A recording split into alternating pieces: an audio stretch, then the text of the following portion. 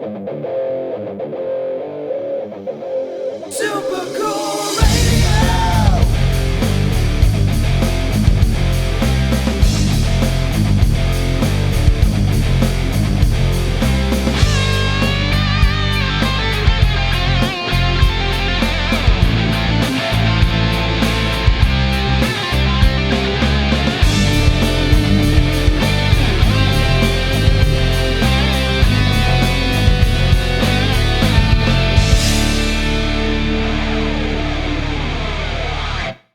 Hello, everyone. I am Matthew Thomas. You are watching Super Cool Radio. And my guest this time is part of a charismatic live performance band based from the New York and New Jersey area. And they will be playing Blue Ridge Festival coming up in September. Please welcome Joe Nash of the band Nash. Hey, everybody. Great to have. I'm glad to be here, Matt. I appreciate it, man. Of course, nice to actually get to talk to you. Like I say, congrats on playing Blue Ridge coming up soon. Oh yeah, we're super excited, and thank you. Of course. So I'm gonna kick this interview off before we dive into a lot of things. I know we got a lot to discuss. I want to start with something fun. If you could collaborate with any living artist on a future song, who would it be? So this actually, we talked about this like as like a theoretical, if we could have anybody, and not for nothing, I loved what Lady Gaga did with Metallica. I guess it probably would have been pre-pandemic. I guess we'll talk a lot about music pre-pandemic, post-pandemic, but they did a show.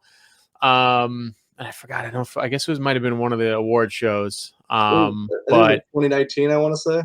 Yeah. Yeah. So I think they did something together, and being like a rock metal guy, there's a lot that people wouldn't think Lady Gaga for a guy like me, but there's something about her music. I love her music. The guys make fun of me because when I was in not high school, sooner before that, I was like a Spice Girls fan.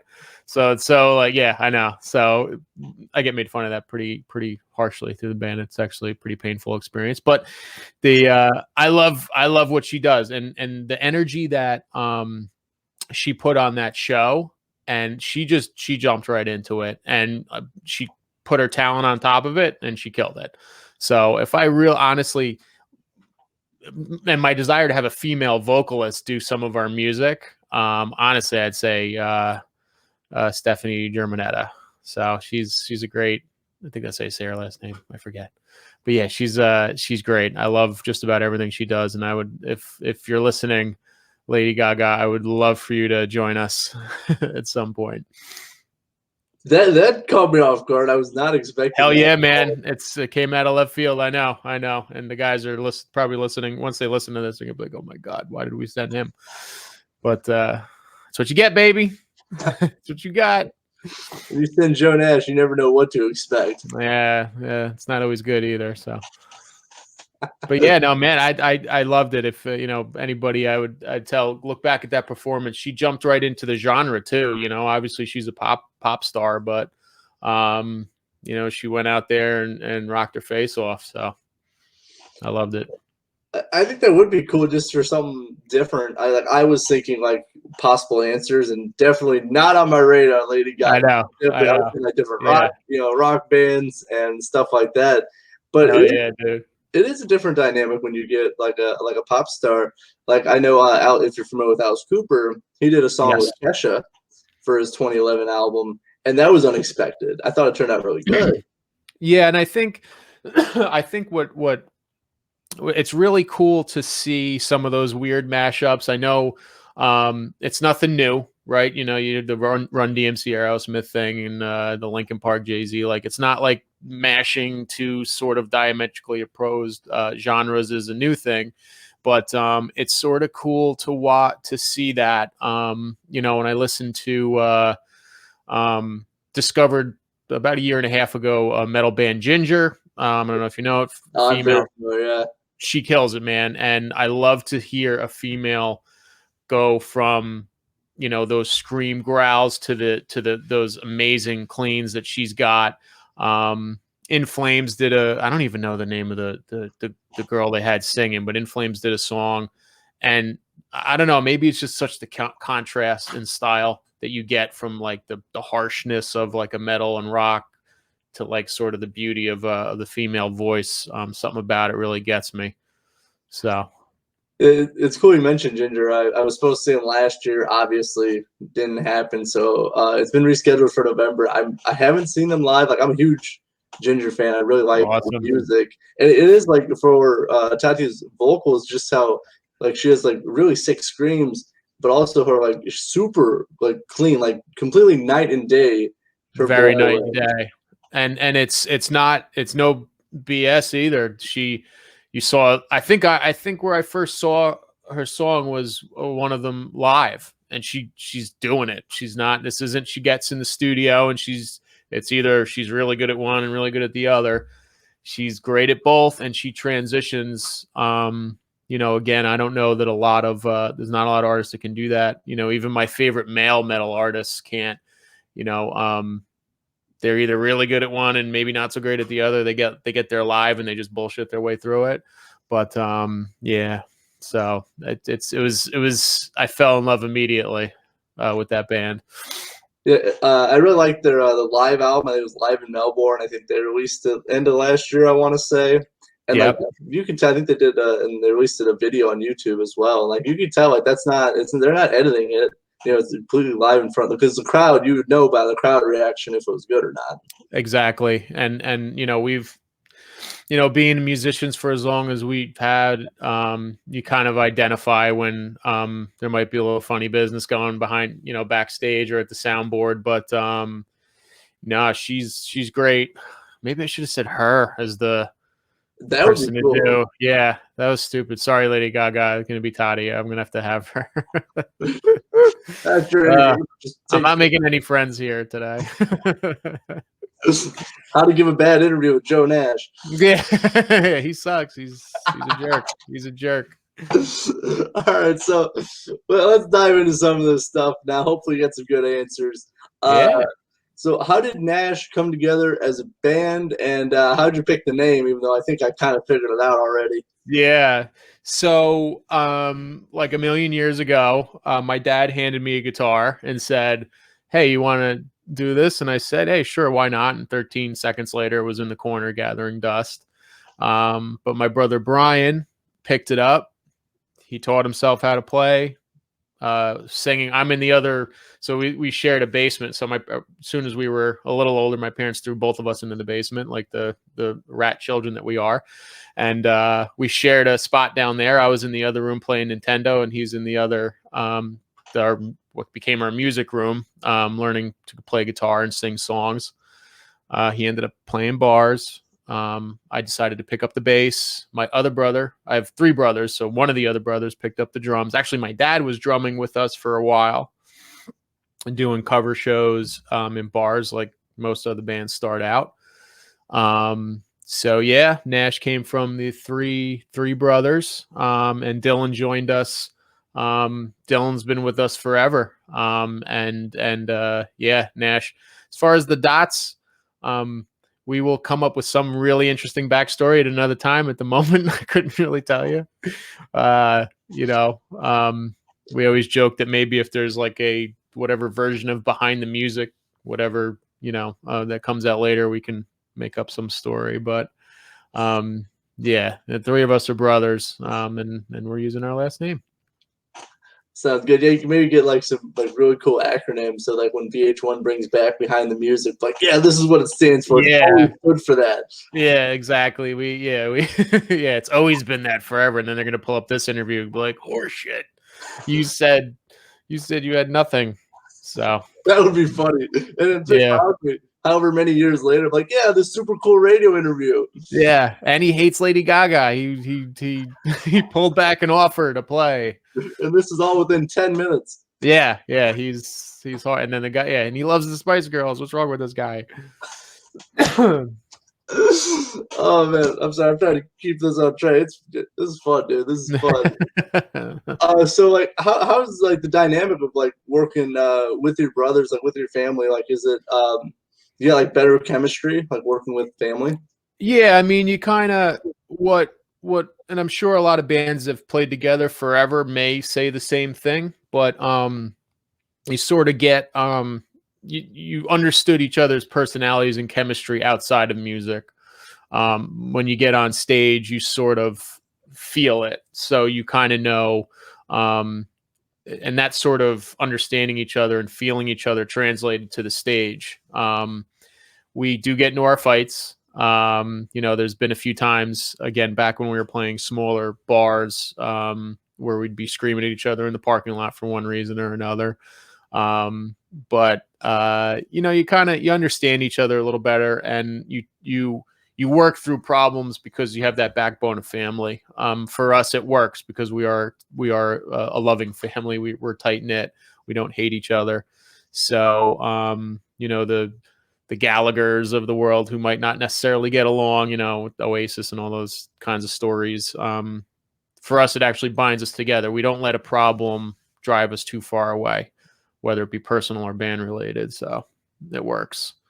It's really cool to be like that tight knit of a band and family that you can just continue to progress and still not hate each other at the end of the day. Because I know eventually bands sometimes they stick around for too long and they start having more and more issues and they fall apart.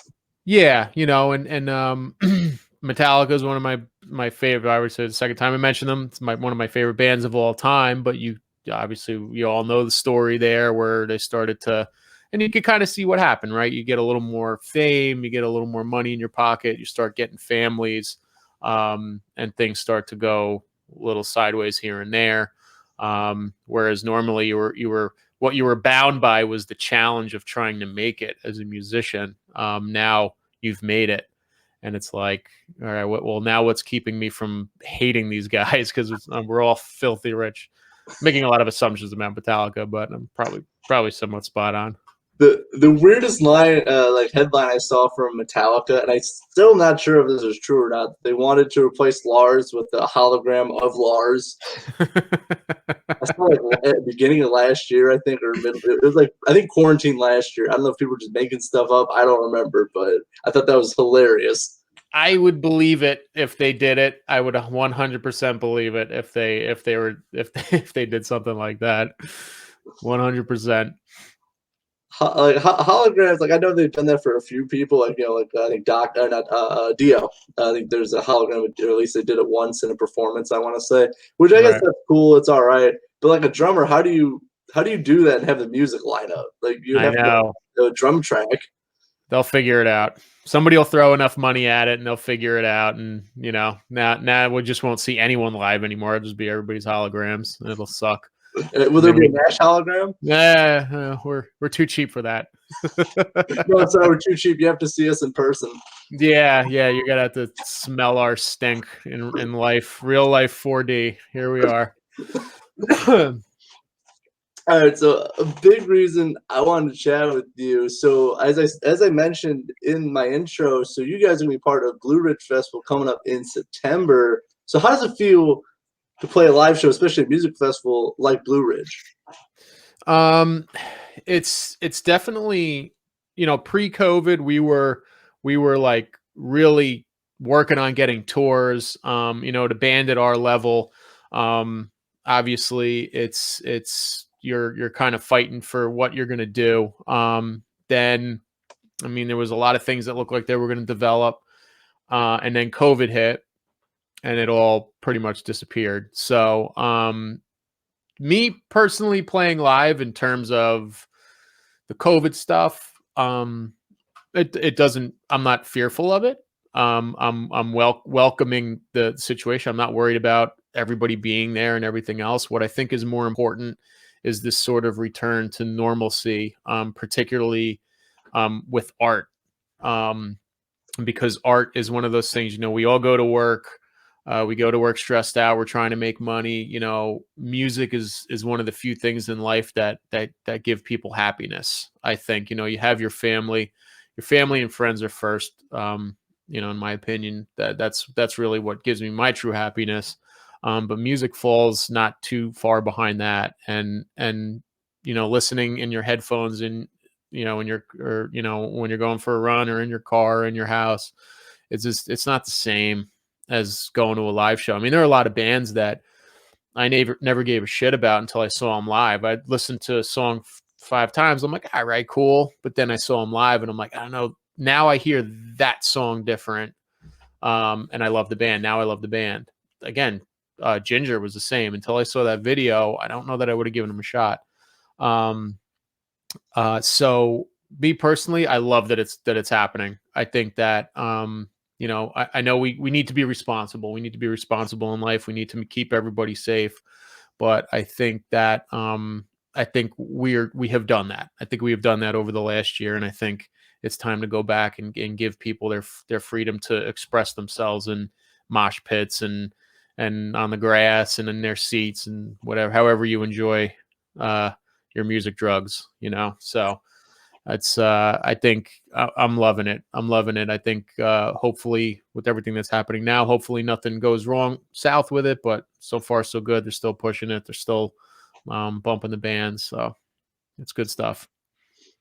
Yeah, I really like that. Like the return to normalcy. Like I've gone to a few concerts now, and just in my area, I saw Adelita's Way, and I felt like that was like a true getting back to normalcy because just the energy in the crowd, and that's like you really miss that. Like just being around people who really Totally. love music and like singing along. Like you could be complete strangers, but if you had a live show and you like both bands and you like sing along, there's a connection there. 100%. And that's one of the last shows I went to. So I haven't gone to any major show since, just I had tickets to Pearl Jam, I had tickets to Killswitch Engage, I had tickets to Alanis Morissette. That's for my wife. And Nice for me. cover. Fuck it, forget it. It is for me too. Alanis is, I love her. Maybe we'll do one with Alanis. That's a yes. Okay, forget Toddy and Lady Gaga. We'll do the shit with Alanis Morissette. I've already passed that topic. You can't. I know. I'm sorry. I know Every it's only 5 half minutes, wait a hour. minute. I know. Sorry, but yeah. I had all these tickets, and the last show I saw was Killswitch, and I was like, here's the barrier, and here's me, and Jesse. I think he looked right at me, and I fangirled hard, and I loved it, and I miss it. Yeah, no, I think a lot of people do too, especially I mean the live streams is nice to tide you over, but there's nothing beats a live show. Nothing. Nope. That we did the live stream thing, and again back to our we don't have the amazing streaming setup that a lot of bigger bands have access to. And it just wasn't the same. You don't have that energy. There is an energy on both sides of the barricade when it comes to fans in the band, and I know it was missing on our end. It's cool to see the little comments come up on the stream, but it's not the same.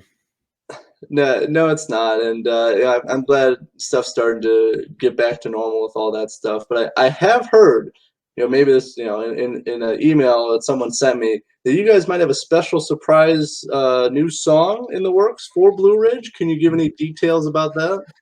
Yeah, so we have a new song coming up. It's recorded, and we just shot the music video over the weekend, and we're going to be debuting it at Blue Ridge Rock Festival. It's definitely it's sort of a different vibe for us. One of the things I like to pride ourselves on is this bit of, I always say it, you disagree or not with me, I like Avenged Sevenfold for how varied their music is, right? You could listen to a song like Dear God, and it's almost got a country twang to it. For us, we sort of do the same. We have very different kind of sounding songs, and this is definitely this is going to be a new thing coming, and it's all done. The video is being edited as we speak, and we started seeing some pieces of it, so we are super excited. And if you are going to Blue Ridge, that'll be the first time you'll hear it. Yeah, I'm definitely well, I'm looking forward to hearing it. Unfortunately, I'm not gonna be able to make it to Blue Ridge, unfortunately, with another commitment, but I do look to eventually hear it at some point. Can you give a little bit of hints, like the music style of this unreleased song? So, I'm trying to think of best way to put it. God, I don't know. This is the one I'm drawing a blank on. What style? I want to say like and people will probably hate this because because saying this sort of um gets a feeling. Again, I'm gonna go back to the Metallica thing because Metallica is a big influence for us, but it sort of has that almost load reload vibe of heavy rock was that people hated because the thrash fans hated the transition that they had. I love those two albums. So I want to say there's sort of this crunchy, heavy feel, to the song, and it's very dark. It's very dark. It's got a very dark. Once you see the video, we actually had a good friend of ours play the female part, where she plays a very scary individual. She's a good friend, very bubbly personality, and then she gets in front of the camera and turns into a complete creep. And it's a very dark song, has dark undertones, kind of harkening back to a time in the country where we're very afraid of serial killers. So that's a little tiny bit of a hint about the vibe of the song. But she played an amazing role in it, and I think the video.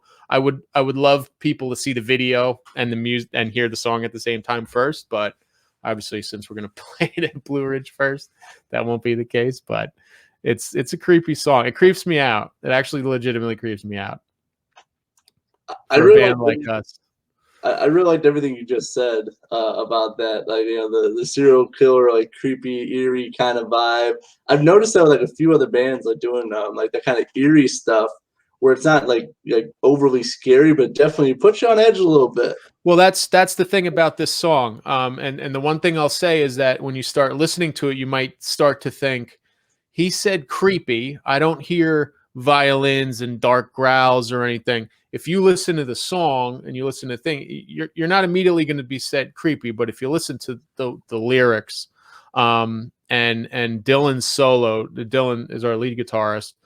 Dylan's solo, and once you start to get the theme behind it, it just has this vibe of actually the song sounds happier than the content, which in for me is actually what creeped me out, because the song, it's not upbeat in terms of like the drums and the guitar riffs, but it's like you're gonna listen to it, you'll be like, I thought Joe said this was a creepy ass song, and then it's gonna make you think in your head, oh wait, listen to what Brian's saying, listen to what he's singing, and then okay, it's creepy because it's not creepy. But then when I'm listening to the words that he's saying, it's like, all right, it's weird. And then when you see the video, forget it, you're fucked. It's like like I said, there were moments filming the video where I was disturbed, mostly because again, the lead actress we had as a friend who normally she's goes through life followed by butterflies and rainbows, and now she's holding a knife. So it's yeah. That's definitely a change. Very, very, very much so. People may not appreciate that part, but when they see the video, hopefully that'll come across.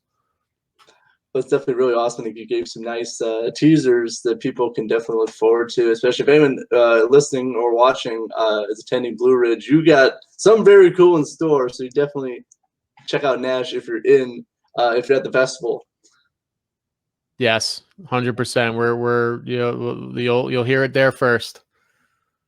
Right on. So like, all right. So have you played a few shows back, or is this like a major show back? This will be the first major show. We've played some of the we played a lot of like smaller clubs and bars.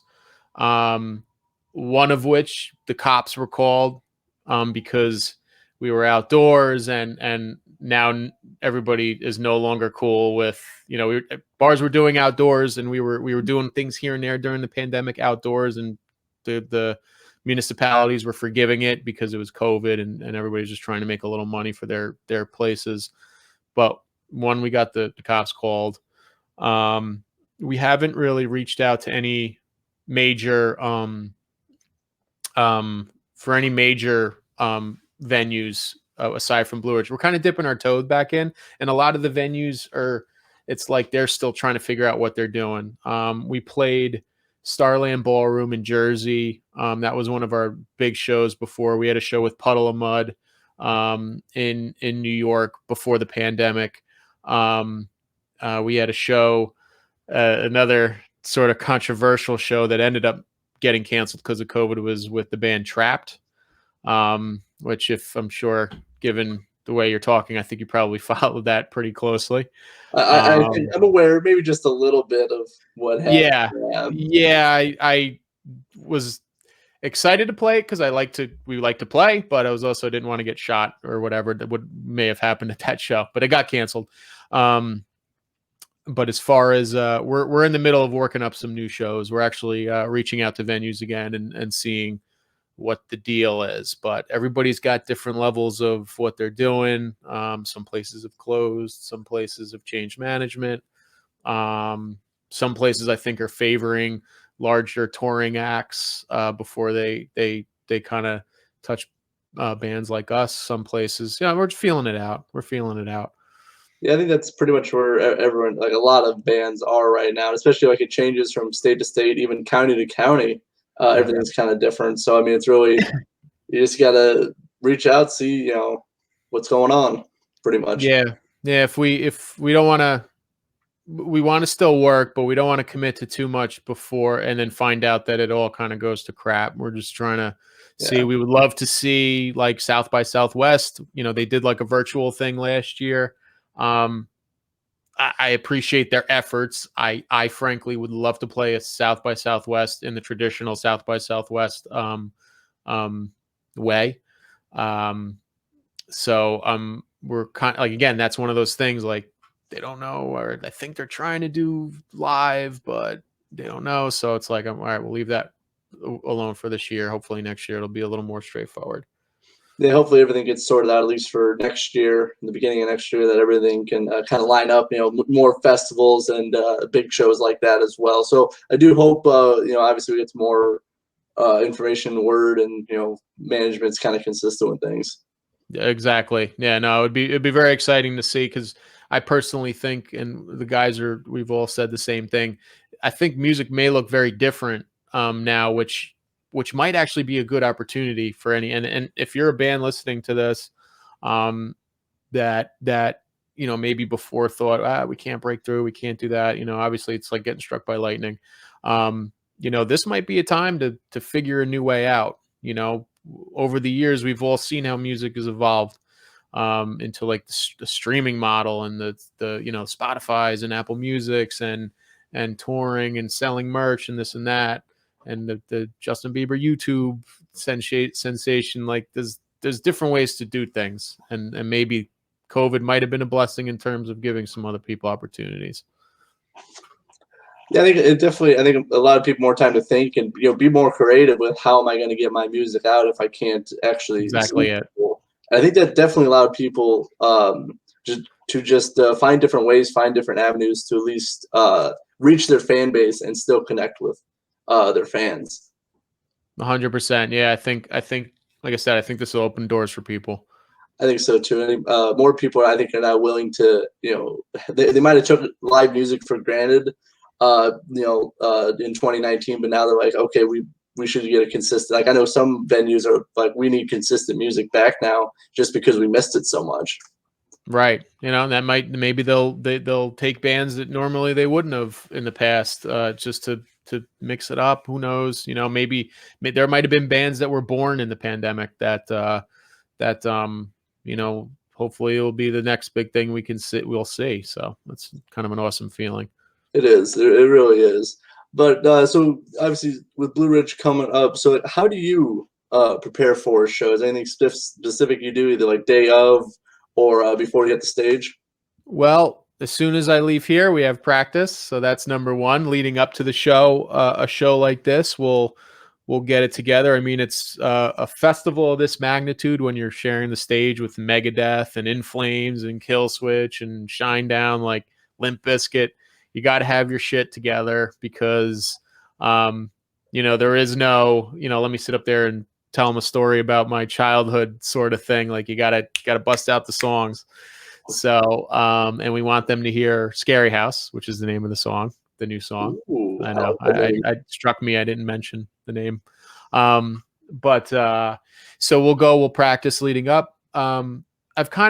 I don't get nervous anymore. Even for bigger shows, Starland was a pretty big show. I think there was 3,000 people there. It was a sold out show. So the room was probably at capacity.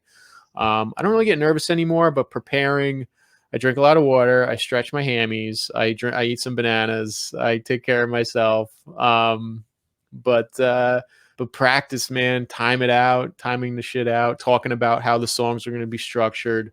But there's also a fair amount of improv. But for a show like this, we got to be on point. We got to get down there. It's it's going to be a 7-8 hour drive for us. So it's a lot of logistic stuff, working all that stuff out, how we're going to get people down there. So yeah, no, I'm glad you guys are playing a Blue Ridge Rock Festival. But you're like the second person to say drink water and eat bananas. Is that a good tip? Well, let me tell you something. So if you watch the videos of us, I bang the shit out of my head. But man, it starts to hurt after a while. And I sweat like a pig. Because you're getting all the shit up there, and then you get up there and you're losing, if you're any band worth your shit, you're up there losing your mind when you're playing your stuff. You come to see me, I am not necessarily hitting every single note on that bass guitar, which is lucky I have the bass and nobody really notices, because I'm up there losing my mind. So I sweat my balls off when I'm up there. So bananas, yeah, for the I think it's like an anti-lactose or lactic acid buildup thing for my hands, and then just hydration. It used to be the alcohol and everything else, but I had a couple bad experiences that were caught on camera, so I had to stop doing that. But yeah, man, that I'm glad to hear other bands are doing it. They're taking care of themselves. Health, number one. Yeah, I did an interview a few months ago, and they said like the exact same, water bananas. I was like, And then you said it, and I was like, there's got to be something. People wouldn't just say that those two things without like something behind that. No, it keeps you limber, man. You got to keep the muscles stretched out and loose. And like I said, I get this weird, because I play the bass and I'm wailing on it. I get this weird like lactic acid buildup. So I eat my potassium to take care of that. Hey, so. That's good. That's key. But so I'm gonna be wrapping up this interview, but I got a couple more things just to discuss real quick. So we're gonna have a fun question of what music have you been listening to this week, Joe? So I have been listening to a lot this week of listening to Lamb of God and Set to Stun. Set to Stun is notable because they're a band I started listening to a year and a half, no more than that, 2.5 years ago. I love Set to Stun. And I've been hounding them, like I'm anybody, but I've been hounding them to come to New York. But yeah, this week, Lamb of God and Set to Stun have been pretty much on repeat on Spotify for me. Nice. I'm gonna check them out. They're probably every time they get a message from me, it's like, "Oh, this Joe guy again." Yeah, one of the guys responded. He was talking about something about, like, I think it was during the pandemic. He said something about, I'm going to do like Star Wars live reads instead of, because we can't play. And I wrote a comment and he responded. I was like, oh, thank you. One of my favorite bands likes me. So yeah, no, they're pretty good, man. I like their style, and they go crazy on those. Are those guys that like bleed on stage. So pretty cool live show to watch. Yeah, I'm definitely gonna check them out. I've been on a Ice Nine Kills kick lately. Nice. Just, obviously they announced a new album and stuff, and they're sadly not touring in my area. But I saw them pre-pandemic in 2019 in Chicago. And very cool. It was an insane show. It just was. It was insane. Like the crowd was like holding them up in the crowd. It was insane, dude. I love it. I tell you, that's a prerequisite to me with bands. You know, you got to go out, you got to give your energy, man. You got to show your shit out there. That's awesome. Yeah, for sure. I want to see them again. Like they weren't even headlining too. It was kind of it was weird. It was New Year's Day, from Ashes to New, Ice Nine Kills, and then Falling in Reverse. It was a good Okay. show, but I was like surprised Ice Nine was not headlining. I was like, oh, Yeah, that's strange to me. I kind of thought they would be the headliner for that show. yeah, Hey, yeah. you never know. You've seen weirder things.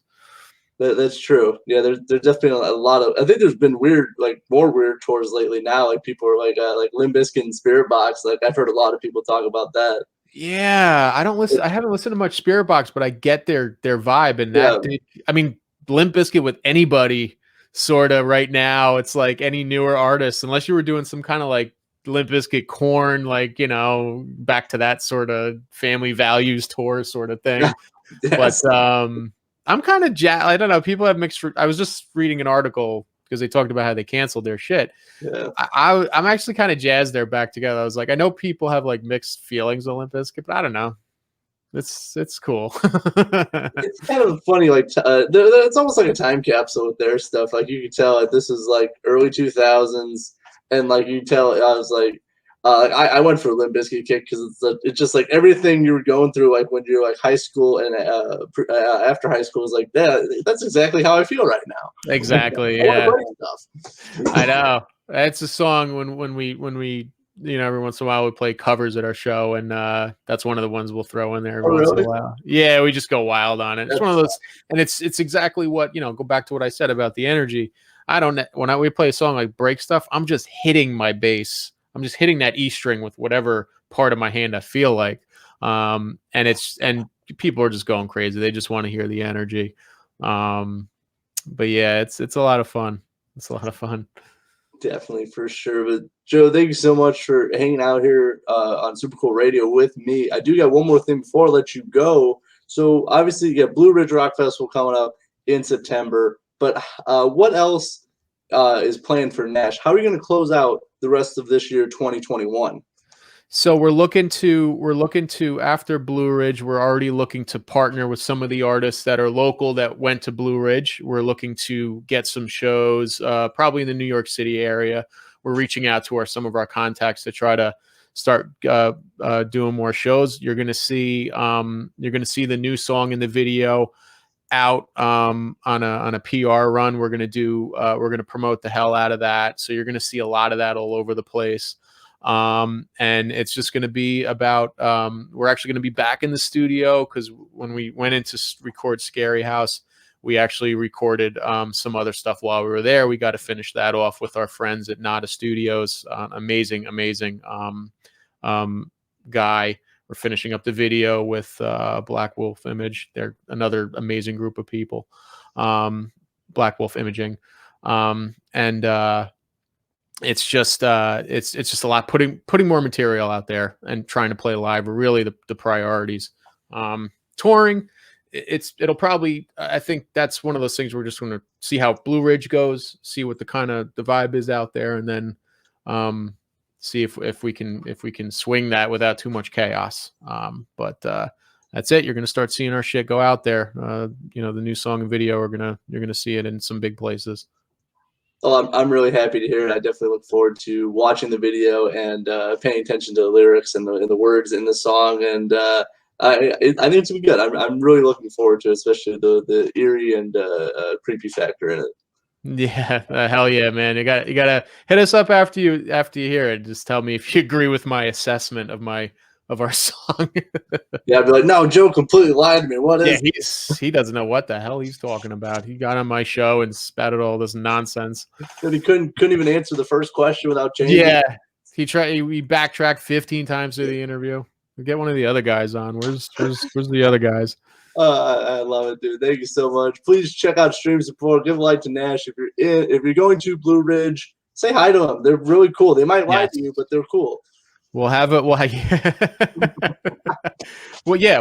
if you mention this show, we'll give you a discount at the merch table if you get me or one of the other guys. They'll stick it to you. They'll charge you double. But yeah, meet us. Come see us at Blue Ridge. Come to the table. Even if you're not going to buy anything, come talk to us. We love to talk to people. Yeah, for sure, definitely. I'm gonna leave some links for Nash in the description of this video. For Joe Nash Thank you. of New York, New Jersey rock band Nash, I am Matthew Thomas with Super Cool Radio. Thank you so much for watching, and stay frosty. Thanks, Matt.